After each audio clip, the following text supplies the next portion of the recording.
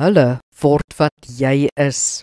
Spreuke 22 vers 6 sê, rig die jongmens af ooreenkomstig die pad wat hy moet loop. Selfs wanneer hy oud geword het, sal hy nie daarvan afwyk nie. Opvoeding begin by die teenwoordigheid van ouers, fisieke versorging en emosionele stabiliteit. Kinders het egter ook die volgende nodig. Eerstens, identiteit.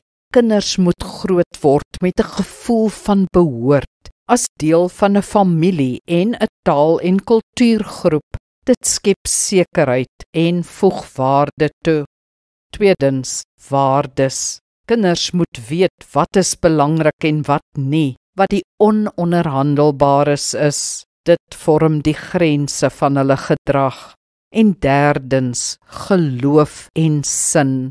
Kinders moet die waarheid en sin van 'n verhouding met God ontdek en hulle eie maak. Dit gee betekenis aan hulle lewe. Nie een van hierdie dinge kan werklik uit 'n boek geleer word nie. Dit word op kinders afgevryf in hulle kontak met hulle ouers of rolmodelle. Jy kan met jou kinders hieroor praat en jy behoort, maar jy moet veral op jou voorbeeld let. Hulle word wat jy is.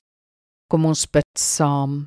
Hemelse Vader, help my om die beste voorbeeld te stel van wat ek wil hê my kinders moet word. Mag my optrede en houding hulle toerus met die identiteit, waardes en geloof wat hulle vir die lewe nodig het.